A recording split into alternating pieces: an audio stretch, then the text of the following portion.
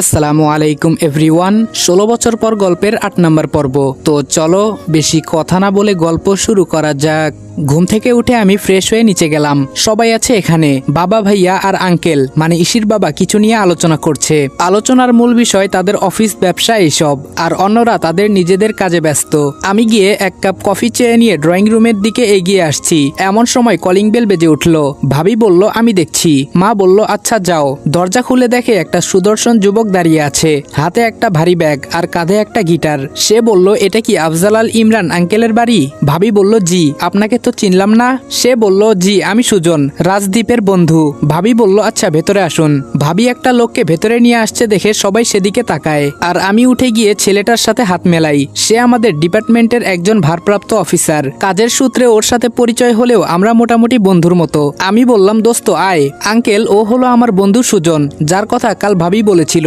বাবা বলল ওহ আচ্ছা, বসো বসো। এভাবে সবার সাথে ওর পরিচয় করিয়ে দিয়ে আমি ওকে আমার রুমে নিয়ে আসি। আমি বললাম এক কাজ করো, তুমি ফ্রেশ হয়ে নাও, তারপর কথা বলছি। সুজন বলল ওকে গুরু। সুজন ফ্রেশ হতে ওয়াশরুমের দিকে এগোলে একজন এসে আমাদের দুজনকে নিচে যেতে বলে। আমি সুজনকে নিয়ে নিচে চলে যাই। সবাই খাবার খাচ্ছি। কিছুক্ষণ পর ইসি এসে একটা চেয়ার টেনে বসে পড়ে। সবাই চুপচাপ খাবার খেয়ে চলেছে। হঠাৎ ভাইয়া বলে তা মিস্টার সুজন তুমি কি করো? ভাইয়ার কথাটা শুনে ইসি ঘাড় উঁচু করে সুজনের দিকে তাকায়, ভ্রুজগল কুচকে। বোঝার চেষ্টা করছে ছেলেটা আসলে কে।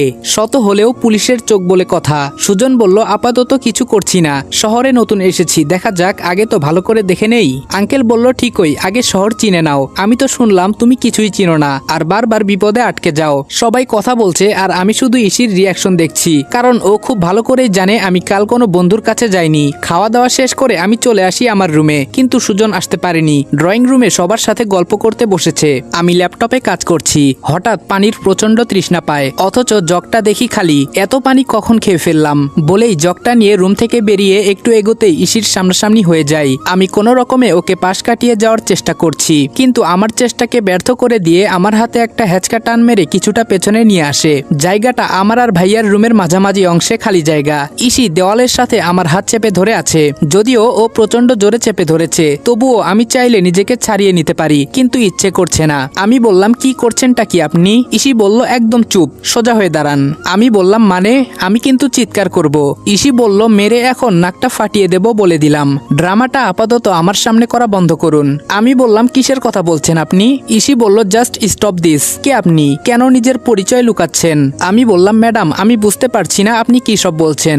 ইসি বলল আমার পরিবারের মানুষগুলোকে সহজ সরল পেয়ে আপনি তাদের বোকা বানাচ্ছেন, তাদের ইমোশনটাকে কাজে লাগিয়ে নিজের কাজ করে নিচ্ছেন। আমি বললাম কিসের ইমোশন? ইসি বলল একদম ন্যাকা সাজার চেষ্টা করবেন না। আমি বললাম আমি সত্যি বুঝতে পারছি না আপনি ঠিক কোন ইমোশনের কথা বলছেন। ইসি বলল এ বাড়ির লোক আপনাকে তাদের ছোট ছেলের স্থানটা প্রায় দিয়েই দিয়েছে। আমি বললাম এটা কি আমার দোষ ম্যাডাম? ইসি বলল দোষ গুণ বুঝি না, বুঝতে চাই না আপনি কে, কি করেন, এগুলোর মুখস্থ আমি খুব শীঘ্রই খুলে দেব। আমি বললাম আপনি আমায় ভুল বুঝছেন। ইসি বলল জাস্ট শাট আপ, এই বাড়িতে থাকুন, খাওয়া দাওয়া করুন, ঘুরে বেড়ান, তবে এই বাড়ির কারো ক্ষতি করার প্ল্যান যদি করে থাকেন তো সেটা অচিরেই শেষ করে দিন, না হলে এর ফল ভালো হবে না। আমি আর কিচ্ছু বলতে পারছি না। শেষ পর্যন্ত ও আমায় এতটা নিচে নামিয়ে দিল, আমি আর নিজের পরিবারের ক্ষতি করার প্ল্যান করব? এটা ভাবলি কি করে ইসি? কথাগুলো আমি মনে মনেই ভাবছি। ওরই বা দোষ কি? ও তো আর জানে না আমি কে। আমি ঠাই এখানেই দাঁড়িয়ে আছি। ইসি চলে যেতে নিয়ে আবার কি ভেবে যেন ফিরে এসেছে। ইসি বলল আর একটা কথা কান খুলে শুনে নিন এবং মাথায় ঢুকিয়ে নিন, আদির জায়গাটা নেওয়ার কথা ভুলেও ভাববেন না। এই বাড়ির লোকেরা আপনাকে আদির স্থান দিলেও আমি কোনোদিন সেটা হতে দিব না। এবারও আমার মুখ দিয়ে কোনো কথা বের হয়নি, আর ও আমার উত্তরের অপেক্ষা না করেই চলে যায়। আমি বোকার মতো ওর যাওয়ার দিকে চেয়ে আছি। আমাকে এখানে এভাবে দাঁড়িয়ে থাকতে দেখে সুজন কিছুটা অবাক হয়, কারণ ও দেখেছে ইসিকে এখান থেকে বের হতে। সুজন বলল এই গুরু। আমি বললাম হুম বল। সুজন বলল কি বলবো, এখানে এমন স্ট্যাচুর মতো দাঁড়িয়ে আছো কেন? আমি বললাম কই কিছু না তো। সুজন বলল কথা লুকাচ্ছ কেন? গুরু এমনটা কিন্তু কথা ছিল না। আমি বললাম আচ্ছা ঠিক আছে বলছি, আগে পানিটা নিয়ে আসি, তারপর রুমে এসে তোমায় সবটা বলছি। সুজন বলল আমায় দাও, আমি নিচে গিয়ে নিয়ে আসি। আমি বললাম না থাক, তুমি রুমে যাও, আমি নিয়ে আসছি। সুজন বলল আরে গুরু দাও দাও তো বলে জগটা আমার হাত থেকে নিয়ে নিচে চলে যায় আর আমি চলে যাই রুমে। রুমের ভেতরে সোফায় হেলান দিয়ে বসে ইসির কথাগুলো ভাবছি। হঠাৎ নিচ থেকে চিৎকারের আওয়াজ পেলাম। আমি বললাম কি হলো, নিচে চিৎকার করছে কে? আমি রুম থেকে বের হয়ে নিচে নামিনি, দোতলার উপরে রেলিং ধরে দাঁড়িয়ে আছি। দেখছি নিচে আমার আগে সবাই পৌঁছে গেছে ঘটনাস্থলে। নিশির সারা শরীর ভেজা, বুঝতে আর বাকি নাই কে করেছে, কারণ পাশেই জগ হাতে নিয়ে দাঁড়িয়ে নখ কামড়াচ্ছে সুজন। নিশি বলল ইউ ইডিয়েট। সুজন বলল ম্যাডাম দেখুন আমি ইচ্ছে করে করিনি, প্লিজ বিশ্বাস করুন। আন্টি আমি ইচ্ছে করে করিনি। অপরাধীর মতো মুখ করে মায়ের কাছে গিয়ে কথাটা বলল সুজন। মা বলল নিশি মামনি ও তো ইচ্ছে করে করেনি বলছে, তুই আর রাগ করিস না, যা ভেতরে গিয়ে চেঞ্জ করে নে। খালামণি বলল যা, খালি খালি ওভার রিয়েক্ট করিস, তোদের দু বোনের স্বভাব। এইটুকু বলে খালামণি ইসির দিকে তাকিয়ে থেমে গেলেন। আর কিছু না বলে উনি চলে গেলেন আর বাকিরা যার যার কাজে। ইসি এখনো সেখানেই দাঁড়িয়ে আছে, ওর মায়ের চলে যাওয়ার পথে তাকিয়ে। আর আমি উপরে দাঁড়িয়ে সবটা দেখলাম। কিছুক্ষণ পর সুজন পানি নিয়ে রুমে ঢুকলো। আমি বললাম পানিটা অনিচ্ছাকৃত ভাবেই পড়েছিল। সুজন বলল এটা কেমন প্রশ্ন গুরু, আমি ইচ্ছে করে কেন ফেলবো? আমি বললাম আমি কিন্তু তোমাকে খুব ভালো করেই চিনি। সুজন আর আমি একসঙ্গে ট্রেনিং করেছি। আর্মিতে আসলেও সে মোটেও আর্মির মন মানসিকতা নিয়ে আসেনি, সব সময় কারো না কারো পিছু লাগতো। যখন আমাদের খুব কঠিন কাজ দেওয়া হতো তখন ট্রেনিং শেষ করে ও ট্রেনারের পিছনে লাগতো আর নানাভাবে হেনস্থা করার চেষ্টা করত। সুজন বলল আমি কিন্তু এখন অনেক পাল্টে গেছি, আর হ্যাঁ এখন পানিটা অ্যাক্সিডেন্টলি পড়ে গেছে। আমি বললাম আচ্ছা। সুজন বলল বাদ দাও, তুমি এখন ওখানকার ঘটনা বলো। আমি বললাম কখনকার? সুজন বলল ভুলে গেলে? আরে ওই যে তুমি জগ নিয়ে দাঁড়িয়েছিলে স্ট্যাচুর মতো। আমি বললাম ওহ আচ্ছা বলছি শুনো। তারপর ওখানকার খণ্ডচিত্র আমি তুলে ধরি সুজনের কাছে, পুরোটা বলিনি। আর এটাও সে জানে না আমি এই বাড়ির ছেলে। সুজন বলল ওহ আচ্ছা বুঝলাম। আমি বললাম কি বুঝলে? সুজন বলল যা বললে। আমি বললাম আচ্ছা বাদ দাও, আর হ্যাঁ তুমি না তুই করে বলার অভ্যাস করো, না হলে আবার সন্দেহের শিকার হতে হবে। সুজন বলল আচ্ছা ঠিক আছে। আমি বললাম আর হ্যাঁ এখানে কিন্তু আমার বন্ধুর অভিনয় করলে চলবে না, ভুলে কিন্তু যেও না আমাদের আসল দায়িত্ব। সুজন বলল ডোন্ট ওয়ারি গুরু। তারপর দুজনে মিলে ল্যাপটপে কাজ করতে বসি, যদিও কাজ না, আমি সুজনকে পূর্বের কাজগুলো বুঝিয়ে দিচ্ছি। সুজন বলল বুঝলাম, আর চিন্তা করো না আমরা সবাই তো আছি। আমি বললাম তোমরাই ভরসা, আমি একা কি করতে পারি আর। দুজনে এইভাবে কথা বলতে বলতে হঠাৎ আমার ফোনটা বেজে ওঠে। আমি ফোনটা কেটে দিয়ে সুজনের দিকে তাকাই, দেখি সে আমার দিকে হা করে তাকিয়ে আছে। আমি বললাম কাজ অনেক এগিয়ে গেছে সুজন। সুজন বলল কে ছিল? আমি বললাম চলো যাই আমরা গিয়ে পুরো ঘটনা শুনে আসি। আমি আর সুজন দুজনেই তৈরি হয়ে নেই বাইরে যাওয়ার উদ্দেশ্যে। আর বের হওয়ার সময় বাসায় বলে আসি আজ আমরা বাইরেই খেয়ে নেব, সুজনকে শহর ঘুরতে নিয়ে যাচ্ছি। আমরা দুজন বের হচ্ছি আর ইসি বাইরে থেকে ভেতরে ঢুকছে। যাক নিশ্চিন্ত হলাম, মনে হয় আজকে আর পিছু নিবে না। আমি বললাম বাইকটা বের করে নিয়ে আসি। সুজন বলল আমি বাইক নিয়ে এলে সুজন আমার পেছনে উঠে বসে, তারপর আমি চালানো শুরু করি। সুজন বলল এখন আমরা কোথায় যাচ্ছি? আমি বললাম চলো গিয়েই দেখি, আমাদের জন্য গুড নিউজ নিয়ে বসে আছে। সুজন বলল কে সে? আমি বললাম আরে ভাই একটু অপেক্ষা কর। সুজন আর কিছু বলল না। আমার বাইকটা একটা বড় ক্যাফের সামনে ব্রেক মেরে থামিয়ে দিলাম। ওকে ইশারায় নামতে বললে সে নেমে যায় আর আমি বাইকটাকে সাইডে পার্কিং করে ভেতরে চলে আসি।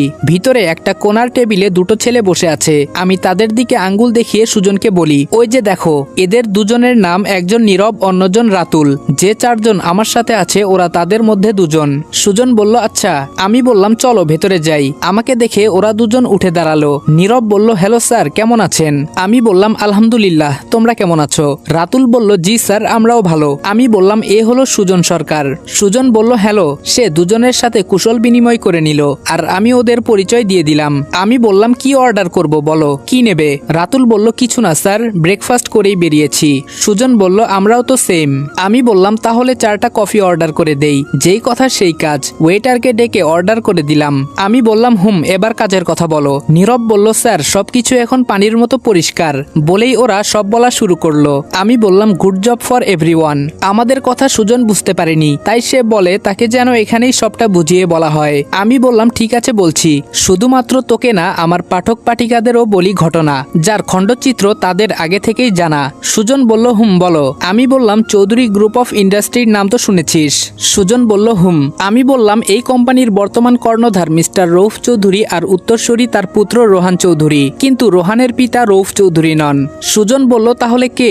আমি বললাম বলছি, রোহানের মা রাবেয়া চৌধুরী আর নানা ছিলেন রহমান চৌধুরী, যার কোনো ছেলে সন্তান ছিল না। রহমান চৌধুরী তার কন্যা রাবেয়া চৌধুরীকে বিয়ে দেন একজন ব্যবসায়ীর সাথে, যার নাম রেজওয়ান চৌধুরী। দুর্ভাগ্যজনকভাবে রোহানের জন্মের 1 বছর পর একটা অ্যাক্সিডেন্টে মারা যান রোহানের বাবা। এই অল্প বয়সে মেয়েকে বিধবা হতে দেখে ভেঙে পড়েন মিস্টার রহমান চৌধুরী। এরই মধ্যে একদিন তিনি ব্যবসার কাজে দেশের বাইরে যান এবং সেখানে একজন সুদর্শন ছেলের সাথে দেখা হয়। ছেলেটি বিদেশে মিস্টার রহমান চৌধুরীকে অনেক সাহায্য করে, তার খেয়াল রেখেছে, সব কাজে সাহায্য করেছে। ছেলেটি ছিল ভাগ্যান্বেষী একজন মানুষ। সে কাজের উদ্দেশ্যে গিয়েছিল সেখানে, আর তখনই দেখা হয়ে যায় মিস্টার চৌধুরীর সাথে। ধীরে ধীরে সে হয়ে ওঠে রহমান চৌধুরীর একজন বিশ্বস্ত সহযোগী। সেই বিশ্বস্ত লোকটাই হলেন বর্তমান চৌধুরী গ্রুপ অফ ইন্ডাস্ট্রির কর্ণধার মিস্টার রৌফ চৌধুরী। সুজন বলল, বাহ, এ তো দেখি সেই রকম ভাগ্য গুরু। আমি বললাম, রৌফ সাহেব অতি চালাক একটা প্রাণী। রহমান সাহেবের ভেঙে পড়ার কারণটা খুব ভালো করেই বুঝে নেয়। রোহানের যখন 3 বছর বয়স তখনই সাহস করে প্রস্তাব করে বসে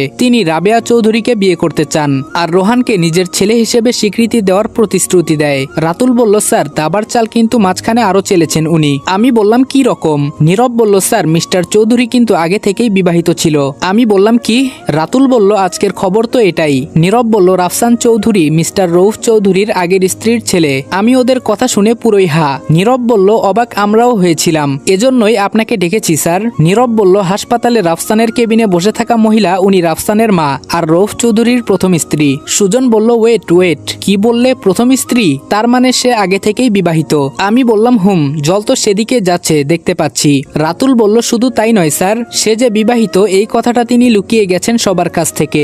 বাংলাদেশে আসার পর রহমান চৌধুরীর সাথে কাজ করে এবং রহমান সাহেবের চক্ষু অগোচরে অঢেল টাকা পয়সা হাতিয়ে নিজের ব্যাংক ব্যালেন্স করে নেন, আর তারপর আগের স্ত্রী আর ছেলেকে পাঠিয়ে দেন বিদেশে। সেখানেই বড় হয় রাফসান চৌধুরী, আর এদিকে উনি চালিয়ে যান উনার লীলা খেলা। আমি বললাম, বাহ, ঘটনা এখন জলের মতো পরিষ্কার, এক ধাক্কায় কেসটা সমাধান হয়ে গেল। রাতুল বলল, তবে স্যার, একটা ব্যাড নিউজ আছে। আমি বললাম, কেমন? রাতুল বলল, আমরা খুব কষ্টে রৌফ চৌধুরীর পূর্ব বায়োডাটা খুঁজে বের করতে সক্ষম হয়েছি, কিন্তু তার করা ক্রাইমের বিরুদ্ধে কোনো জোরালো প্রমাণ পাইনি স্যার। নীরব বলল, এক্ষেত্রে সে অনেক পাকা খেলোয়াড়। আমি বললাম, তবে রৌফ চৌধুরীও জানে না উনার পেছনের এত তথ্য লিক হয়ে গেছে। আরো হবে, তোমরা তোমাদের মতো কাজ করে যাও, পরবর্তী নির্দেশনা আসার আগে যেমন বলা হয়েছে তেমন করে যাও, আর রৌফ চৌধুরী উনাকে আমি দেখে নিচ্ছি। সুজন বলল, প্ল্যান কি এখন গুরু? আমি বললাম, রাতুল, আয়াস, তোমরা বাসায় চলে যাও, খুব সাবধানে থাকবে। আমি সুজনকে নিয়ে এক জায়গায় যাচ্ছি, সেখান থেকে তোমাদের বাসায় যাব, আর আজকে সবাই তোমাদের ওইখানে দুপুরের খাবার খাবো এবং সেখানেই প্ল্যান সম্পর্কে জানতে পারবে। এখন তোমরা আসতে পারো। ওরা দুজন বলল, ওকে স্যার, এই বলে উঠে চলে গেল। আমি সুজনকে নিয়ে আবারও বাইক স্টার্ট দিলাম। সুজন বলল, রৌফ চৌধুরী তো মহা ধরিবাজ, তাকে ধরতে হলে আমাদেরও ধরিবাজগিরির পিএইচডি করতে হবে। আমি বললাম, আমার অলরেডি করা আছে, সময় হলে টের পাবে, এখন চলো সামনে যাই। সুজন বলল, আচ্ছা, আমরা এখন কোথায় যাচ্ছি? আমি বললাম, আরেকজনের সাথে দেখা করতে। সুজন বলল, কে সে?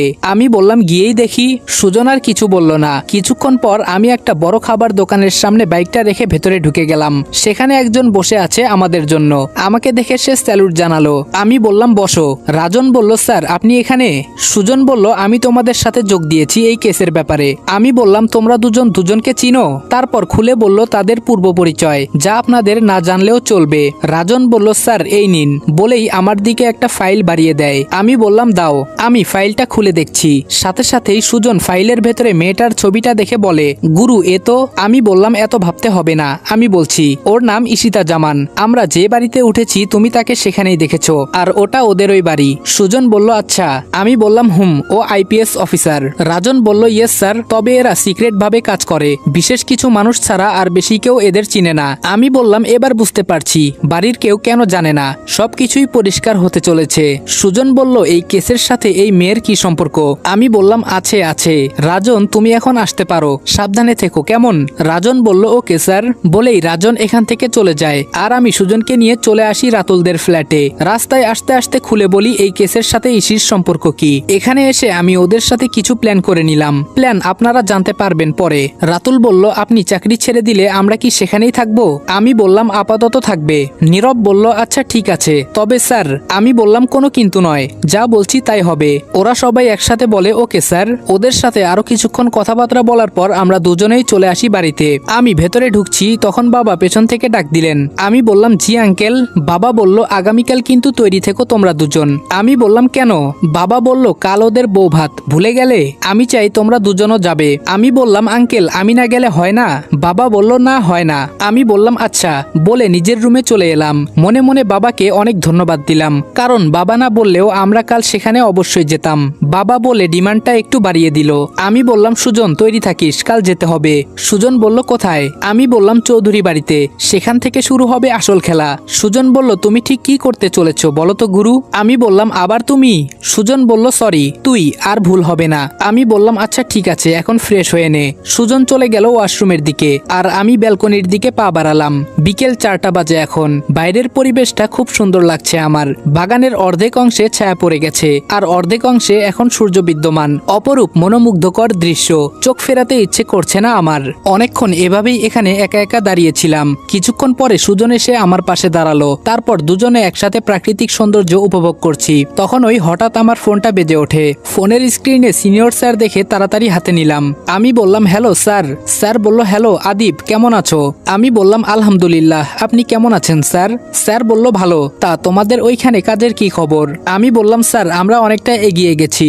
স্যার বলল ওয়েল ডান, আমি জানতাম তোমরা পারবে। আমি বললাম ইনশাআল্লাহ স্যার, খুব তাড়াতাড়ি এর একটা বিহিত করে ফেলবো আশা করি। স্যারের সাথে প্রায় আধা ঘন্টা কথা বলার পর ফোন কেটে দেই, আর ল্যাপটপ নিয়ে বসে দুজনেই কাজে ব্যস্ত হয়ে যাই। আমরা রুমে বসে কাজ করছি, আর এদিকে ঘড়ির কাঁটা তরতর করে এগিয়ে চলেছে। রাতের খাবারের সময় হয়ে গেছে, আর তাই আমি সুজনকে বলি নিচে চলার জন্য, খাবার খেতে হবে। তারপর দুজনেই নিচে চলে আসি। আমরা আসার পর এক এক করে সবাই আসে। সুজন বসেছিল ভাইয়ার পাশের চেয়ারে। হঠাৎ ওর ফোন চলে আসায় উঠে কিছুটা দূরে চলে যায় কথা বলতে বলতে। সেই ফাঁকে একজন এসে ওর চেয়ার দখল করে বসে পড়ে। সুজন এসে দেখে এই পাশের চেয়ারগুলো সব ব্লক, আর তার স্পষ্ট মনে আছে সে এই পাশেই বসেছিল। সুজন বলল এ কি, আমার চেয়ার দখল করলো কে? বাবা বলল ঠিকই তো, যিনি বসেছেন তিনি খেয়েই চলেছেন, তার নাকি খুব তাড়া। বাংলাদেশের ফ্রেন্ডরা তার জন্য ওয়েট করতেছে। আশা করি বুঝতেই পারছেন কে বসেছে। সুজন কোমরে হাত রেখে দাঁড়িয়ে আছে। আমি বললাম এই সুজন এই পাশে বসে পড়। সুজন কিছু বলল না। নিশির পেছনে কেউ কোমরে হাত দিয়ে দাঁড়িয়ে আছে, সেদিকে ওর কোনো খেয়াল নেই, আপন মনে খেয়ে যাচ্ছে। আমি বললাম তুই বসবি কিনা? এবার নিশি ঘাড়টা পাকা করে পেছনে তাকায়। সুজনকে এভাবে তাকিয়ে থাকতে দেখে ওর সকালের কাহিনী মনে পড়ে। নিশি বলল হেই ইডিয়েট, মনি ও এখানে কি করে? মা বলল কি করে মানে? ও তো এখানেই থাকবে। নিশি বলল মানেটা কি? আঙ্কেল বলল এত মানে তোমার বুঝতে হবে না, চুপচাপ খাও। খালামণি বলল সুজন তুমি এই চেয়ারে বসে পড়ো। সুজন আর কিছু না বলে খালামণির বলা চেয়ারে বসে পড়লো, আর নিশি চোখ কটমট করে ওর দিকে তাকিয়ে আবার খাওয়া শুরু করলো। খাবার টেবিলে সবাই অনেক কথাবার্তা বলে, হাসাহাসি করে। আমরা খেয়ে দিয়ে রুমে চলে আসি। আমি বললাম সুজন এখন ঘুমিয়ে পড়ো, আর কাল কি করতে হবে মনে আছে তো? সুজন বলল খুব ভালো করে। তারপর দুজনে কিছুক্ষণ গল্প করে ঘুমিয়ে পড়লাম। আগামীকাল থেকে শুরু অন্যরকম চাল। সেই পর্যন্ত সবাই ভালো থাকুন, সুস্থ থাকুন। আল্লাহ হাফেজ।